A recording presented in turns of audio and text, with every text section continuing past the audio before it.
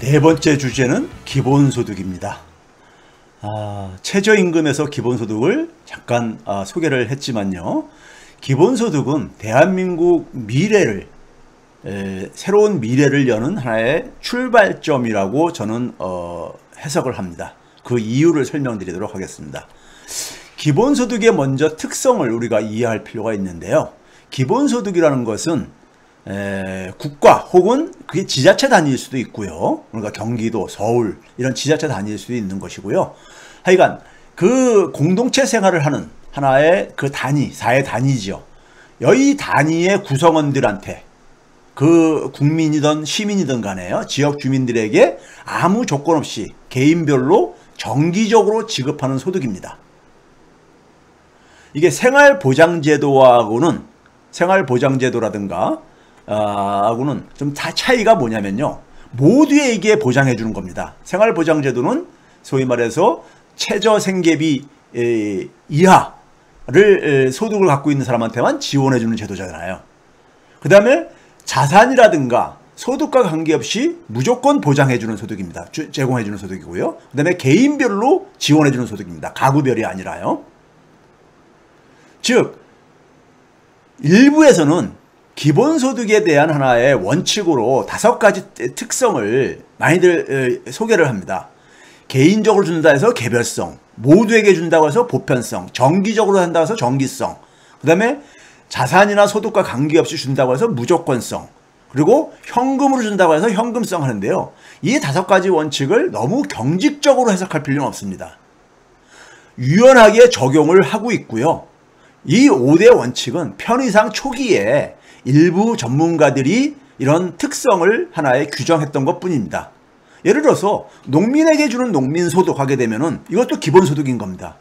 청년들에게 주는 청년수당, 청년소득도 이것도 기본소득입니다. 그 다음에 현금이 아니라 지역화폐로도 줄 수 있어요. 그리고 우리가 지난해 전국민 재난지원금을 한 차례 받았듯이요. 모든 국민들이요. 그러니까 우리가 뭐 1회나 2회를 줄 수도 있습니다. 매달 안 줘도 되고요. 예? 자, 무슨 얘기냐면요. 1년에 50만 원을 1인당 준다고 할 때 한 달씩 매달 주려면은 50만 원을 그러니까 우리가 12달로 나누게 되면은 4만 원 조금 더 넘잖아요. 이걸 매달 4만 몇천 원씩 더 나눠주느냐, 아니면 1년에 50만 원을 한 번 주느냐, 아니면 50만 원을 1년에 2번 나눠가지고 25만 원씩 주느냐. 이거는 뭐 그러니까 받는 사람 입장에서는 똑같은 거잖아요.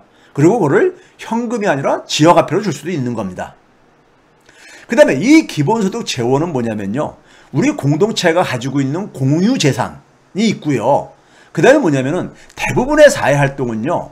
혼자서 그러니까는 만들어낸 결과물이 아닙니다.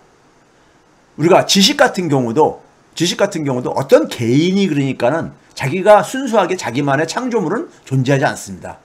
인류 역사의 공동의 유산이지요. 그런 점에서 모든 경제활동이 사실상 다 포함될 수 있습니다. 그 재원으로서는요. 자, 기본소득 개념은요. 상당히 오래됐습니다.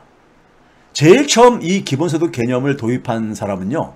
우리가 유토피아라는 책을 쓴 토마스 무어라고 많이들 들어보셨을 겁니다. 이 사람이 유토피아를 쓴 게 1516년이니까요. 16세기 초지요. 16세기 초에 이 유토피아 책에서 이런 말을 합니다. 상당히 우리 사회, 지금 이 세상에는 그렇게 많은 도둑들에게 시달리고 있는데 이 도둑질하다 걸리게 되면 교수형을 처하는 사람들이 굉장히 많다 이거예요. 그런데 이 도둑들을 막기 위해서 이런 엄벌에 처하고 있는데 이런 끔찍한 처벌을 가하는 게 과연 이게 도덕적으로 정당한 것이냐. 오히려 이 도둑질을 막기 위해서 모든 사람에게 최소한의 약간의 생계수단을 제공하는 게 훨씬 더 효과적이지 않겠냐 이런 주장을 합니다. 유토피아에서요. 그 다음에 1848년에는 뭐 그 중간에도 굉장히 많이 있습니다. 1848년이면 어떤 해냐면요. 영국에서 산업혁명이 진행돼 가지고 거의 그러니까 산업화가 이제 그러니까 공장 이런 데들이 생기고 막 이럴 때입니다. 이때 우리가 존 스튜어트 밀이라고 사상가로, 자유주의 사상가로 많이 알려진 사람이죠. 정치 쪽으로도 많이 그러니까 우리가 거론되기도 하고요. 경제학자로도 거론되는 사람인데 이 사람이 이런 얘기합니다. 한 사회가 생산을 했을 때 그 생산물을 배분하는 데 속에서, 분배하는 데 속에서는 능력의 유무와 관계없이 제일 먼저 뭘 해야 되냐면은 모든 구성원들의 최저생활에 의한 몫을 먼저 떼어내고, 그러니까 모든 사람에게 최저생활분을 나눠주고 그 나머지를 능력에 따라서 배분해야 된다, 이렇게 주장을 합니다. 자, 이 사람들은 둘 다 뭐냐면은 뭐 사회주의자나 공산주의 생각했던 사람들은 아닙니다. 그러면 이런 주장이 왜 나왔냐면요. 자, 아까 얘기했듯이요. 16세기라든가 19세기 이때는요. 우리가 과거 전통적인 농업사회에서 자본주의 사회로 넘어가는 이러한 이행기입니다. 그 이행기에서 사람들은 자신의 노동력을 팔아가지고 생계를 유지할 수밖에 없는 존재로 전락을 했습니다. 그런데 일자리를 못 잡는 사람들도 굉장히 많이 등장을 합니다. 도시로 나왔는데 도시에서 일자리를 못 잡는 사람들은 굶주림에 시달릴 수밖에 없잖아요. 그러다 보니까 도적질도 하게 되고, 그렇죠? 이런 상황, 소위 하나의 사회 질서가 바뀌어지는 이런 이행기 상황 속에서 아직 사회 대부분의 구성원들이 그 사회 질서 속에서 안전하게 살아갈 수 없는 이런 상황 속에서, 그러니까는 이런 문제가 제기됐던 것입니다. 시대 전환기의 산물이었던 거죠. 그러면 지금 우리가 살아가는 21세기의 기본소득이 다시 부상하는 배경. 예를 들어서 우리가 미국의 소위 말해서 창업가들이 모여있는 실리콘밸리라고 있죠. 여기에 창업가들이 기본소득 지지자들이 굉장히 많습니다. 이들이 특별하게요. 어떤 휴머니스트라서가 아니라요. 이들은 대개 보게 되면 4차 기술혁명과 관련된 사업을 하는 사람들이잖아요. 이 사람들이 볼 때는 생산력은 굉장히 빠르게 증가하는데, 그리고 일자리는 많이 만들어지지 않는 상황 속에서 자신들이 아무리 그러니까 혁신을 통해서 새로운 생산 방식으로 생산물을 만들어서 공급을 하더라도 팔리지가 않을 수가 있다는 거죠. 그래서 기본소득을 지지를 하는 겁니다. 즉 현재 지금 우리 그 인류 사회도요, 산업사회가 종료가 되어지고 새로운 사회로 지금 이행하는 단계입니다. 그런 상황 속에서 어떤 문제에 직면하고 있냐면요, 미국을 기준으로 하게 되면 70년대부터 일자리 증가율이 하락합니다. 우리나라는 90년대부터 일자리 증가율이 하락합니다. 거기다가 뭐냐면 일자리가 또 양극화되집니다. 일자리 양극화라는 것은 중간임금 일자리가 줄어드는 현상입니다. 그 중간임금 일자리가 줄어드는 일자리가 고임금 일자리로 가면 좋을 텐데 대부분이 저임금 일자리로 가면서 사회 양극화 문제가 부상이 되는 거죠. 이게 소위 소득 불평등입니다. 소득 양극화죠. 거기다가 가치를 창출하는 방식이 달라지고 있습니다. 과거 산업사회 때는 자본이 굉장히 중요한 역할을 했어요. 그런데 이제는 뭐냐면 아이디어가 굉장히 중요한 역할을 하는 시대입니다. 아이디어가. 플랫폼 기업들에 있어서 가치 창출은 되게 아이디어가 중요한 역할을 하고 있습니다. 이런 이행기 상황 속에서 인류사회가 주요 국가들이 직면하고 있는 건요, 혁신이 그러니까 잘 활발하게 안 일어나고 있습니다. 그러다 보니까 생산성과 성장률이 둔화되고 있어요.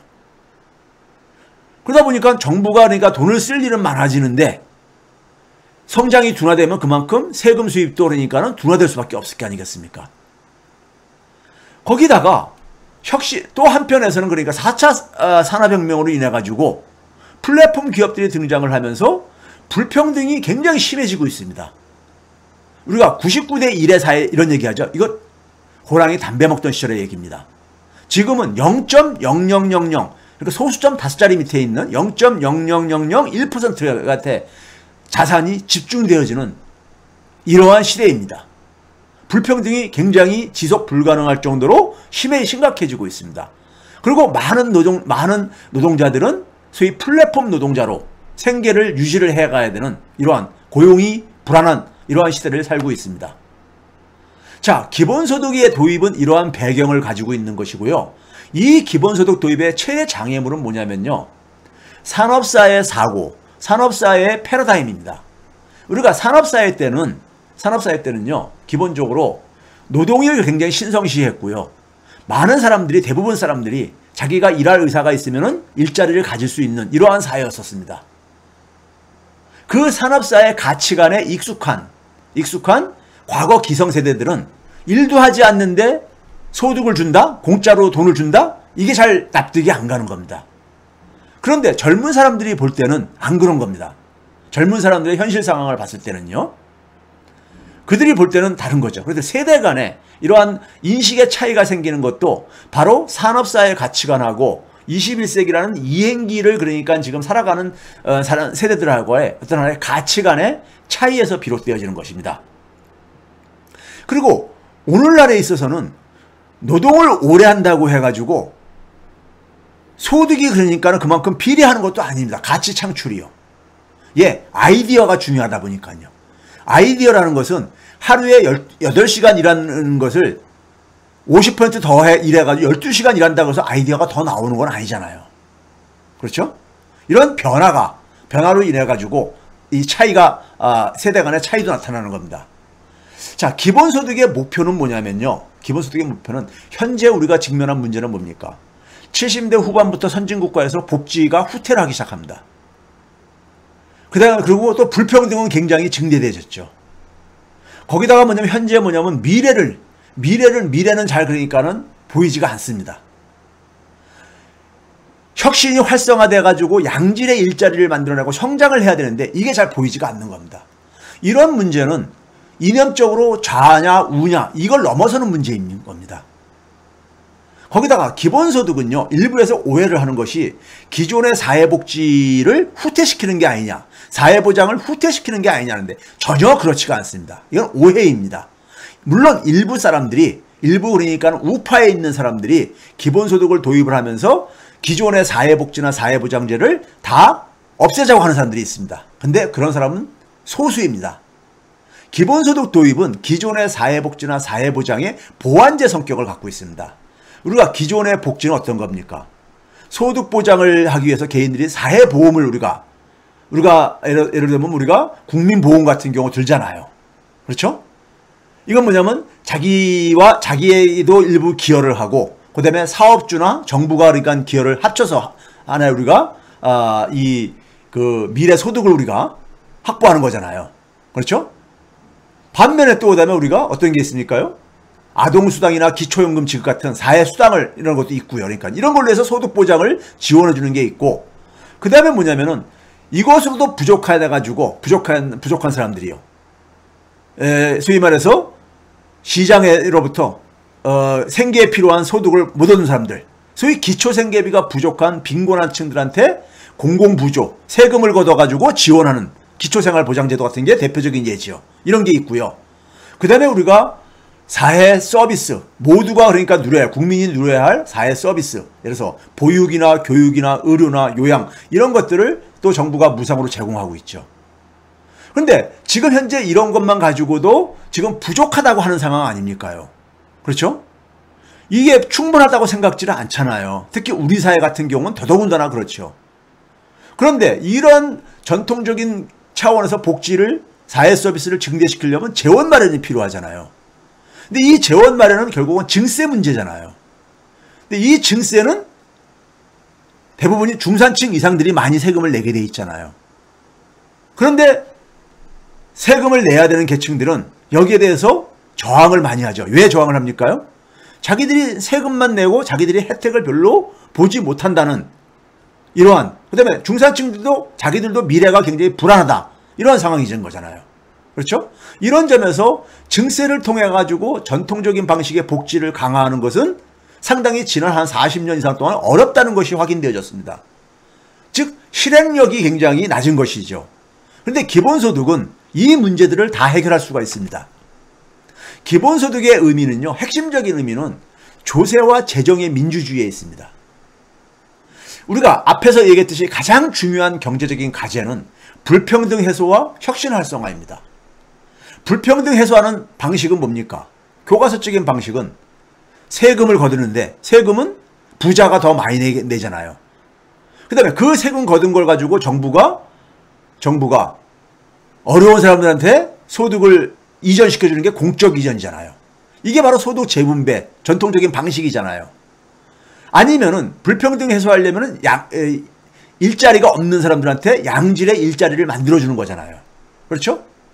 그런 점에서 불평등 해소와 혁신 활성화가 이 시대 최고의 경제적인 과제입니다. 그럼 첫 번째, 조세 저항을 최소화하면서, 그러면서 뭐냐면은 많은 저소득층 사회 구성원들한테 소득 지원을 하려면은 기본소득이 왜 의미를 갖는가를 예를 들어서 설명을 하겠습니다. 기본소득을 우리가 주기 위해서 마련하는 하나의 재원으로서 우리가 국토보유세, 기본소득형 국토보유세를 도입을 하자는 얘기들을 많이들 하고 있습니다. 기본소득형 국토보유세를 도입하는 대신에 종부세는 폐지하자 이겁니다. 자, 이걸 한번 구체적으로 예를 들을게요. 이걸 하게 되면은 여러 가지 효과가 있습니다.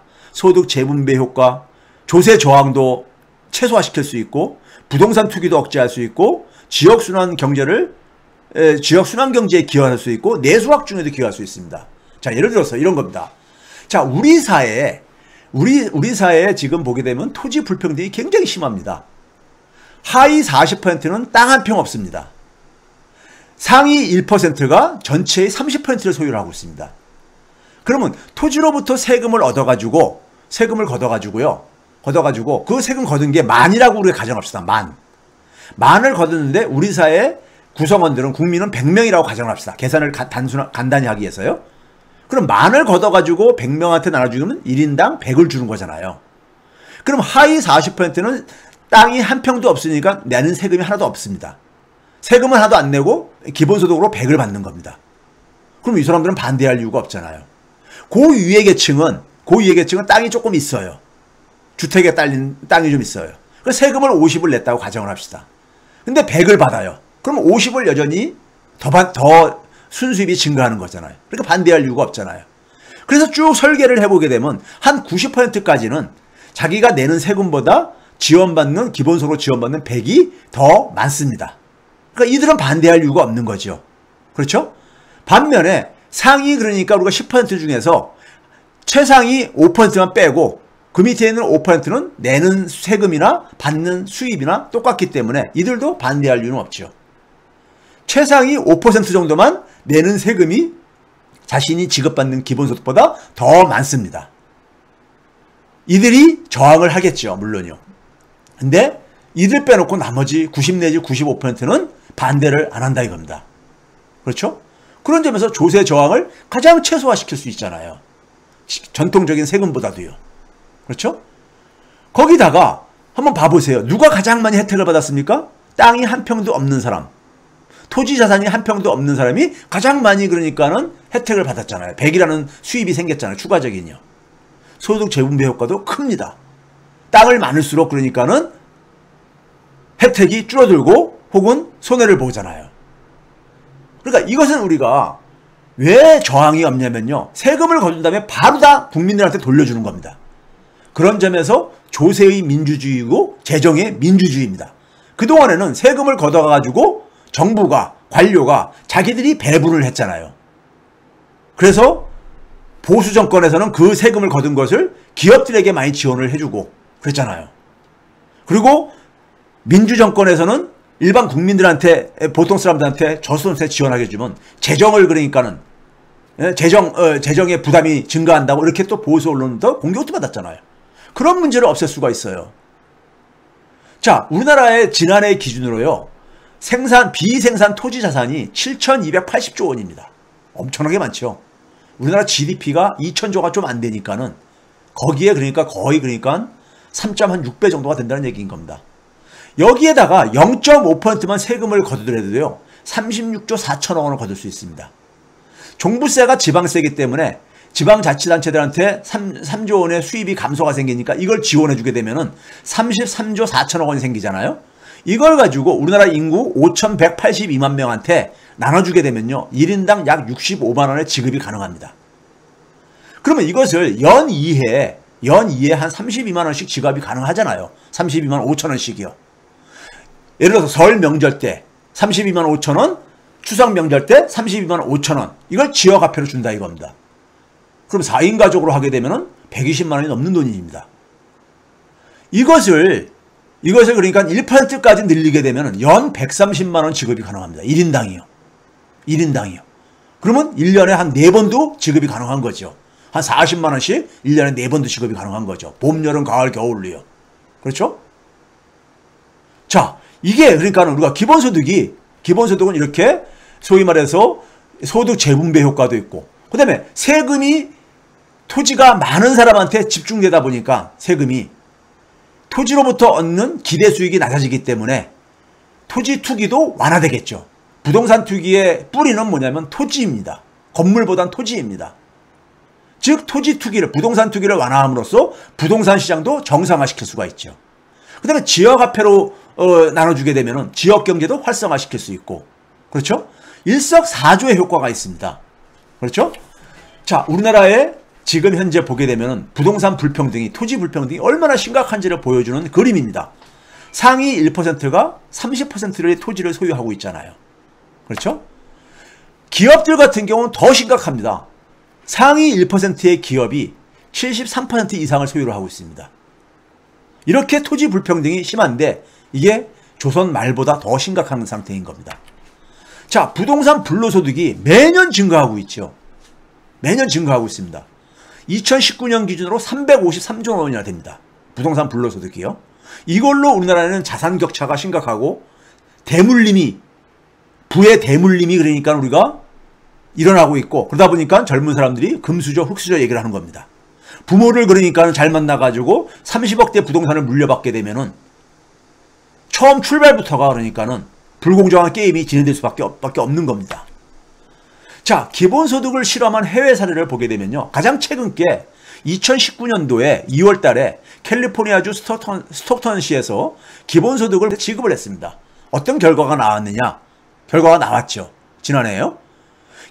우리가 흔히 말해서 이러한 현금으로 기본소득을 받으면 일을 안 할 거다 그러는데 정반대가 나왔습니다. 기본소득을 받은 사람들이 오히려 풀타임 고용률이 28%에서 40%로 12%포인트나 증가한 반면에 기본소득을 받지 않은 사람들은 5%포인트 증가에 불과했다는 얘기입니다. 즉 조건 없이 현금소득을 지급받는다고 해가지고 일을 하지 않는다는 것은 이거는 하나의 편견이고 미신이라는 얘기입니다. 두 번째는 그렇게 꽁돈을 주게 되면 흥청망청 낭비할 것이다. 그런데 천만에 만만의 말씀이었습니다. 오히려 정서적인 면에서 안정을 찾고 술이나 담배 지출된 것은 거의 없었다는 얘기입니다. 그런 가장 주목하는 부분은 뭐냐면요. 사람들이 추가적인 수입이 생기니까 재정의 안정성이, 그러니까는 심리적으로 재정의 안정성이 생기잖아요. 그럼으로써 자신이 지금까지는 자신과 가족이 먹고 살기 위해서 원치 않는 일을 했었는데 재정의 안정성이 좀 생김으로써 자신이 하고 싶었던 일을 시도를 하는 이러한 하나의 새로운 현상들이 발생한 겁니다. 저는 이 부분이 가장 주목할 부분입니다. 사람들로 하여금 자기가 하고 싶은 새로운 시도를 할 수 있는 기회를 제공해 준다는 얘기입니다. 한 사회가 혁신이 활성화되려면 국민들이 새로운 시도를 해야 되거든요. 새로운 시도를 하지 않는데 어떻게 혁신이 활성화되겠습니까? 특히 저는 청년들에게 기본소득이 굉장히 필요하다고 생각합니다. 이재명 지사가 청년에게, 그러니까 19세에서 29세 청년층에게 연 200만 원을 그러니까는 청년 기본소득을 지원해 주겠다고 하고 있죠. 이게 한 14조 5천억 원 정도가 소요가 됩니다. 우리 대한민국에 가장 필요한 것 중에 하나가 지금 산업 재편입니다. 제조업의 일자리는 계속 줄어들고 있는데 새로운 산업이 안 만들어지고 있죠. 새로운 산업을 만들려면 혁신을 활성화해야 됩니다. 국민이 새로운 시도를 해야 되죠. 특히 청년 세대가 새로운 시도를 활성화해야 되죠. 옆에 나라인 일본의 사토리 세대가 뭡니까? 다 포기를 한 거예요. 희망이 없기 때문에. 중국에는 탕평 세대라고 합니다. 우리 말로는 당평이죠. 이들도 그러니까 사토리하고 비슷한 뜻입니다. 왜? 막 열심히 해봤자 별로 그러니까는 수입도 안 생기고, 예? 그러다 보니까 그냥 적당히 그냥 아예 희망을 안 갖고 사는 모습을 보여주고 있는 거죠. 지금 우리나라 청년들도 어떻습니까? 많은 청년들이 일부 그러니까 대기업, 정규직, 공기업, 그 다음에 공무원을 하는 이러한 청년들을 빼놓고는 저임금 장시간 노동 속에 시달리고 있죠. 이러한 상황 속에서 새로운 시도는 거의 불가능합니다. 청년들이 새로운 시도를 하지 않는데 청년들이 어떻게 꿈을 가질 수가 있고 대한민국의 미래가 어떻게 열릴 수 있겠습니까? 청년들이 새로운 시도를 하려면 자유시간을 가져야 되는 거죠. 그 시도를 하기 위해서 시간이 필요하잖아요. 이 자유시간을 자기가 확보하려면은 아르바이트를 줄여야 되잖아요. 그러면 임금소득이 줄어들잖아요. 근데 그러면 자신이 생계를 이어가는데 압박을 받잖아요. 바로 이 자유시간 확보를 지원해주는 즉 줄어든 임금소득을 지원해주는 차원 속에서 청년소득은 의미를 갖는 겁니다. 이 청년의 기본소득은 청년들에게 자유시간을 제공해 줌으로써 새로운 시도를 할 수 있는 그런 기회를 주는 것이고, 그래야지만이 우리 사회에 혁신이 활성화될 수 있고 청년들이 꿈을 가질 수가 있게 되고 일본의 사토리 세대나 중국의 당평 세대가 되는 것을 피할 수 있다는 것입니다. 이 기본소득은 이렇게 우리 사회의 불평등을 해소하고 미래를 만들 수 있다는 점에서 굉장히 중요한 의미를 갖고 있고, 그래서 제가 최저임금에 이거 기본소득을 도입을 하게 되면 최저임금 인상률을 높이지 않아도 되잖아요. 그렇죠? 이런 여러 가지 해결책이라는 점에서 대한민국 미래의 출발점이라고 제가 규정을 한 이유입니다. 여기까지입니다.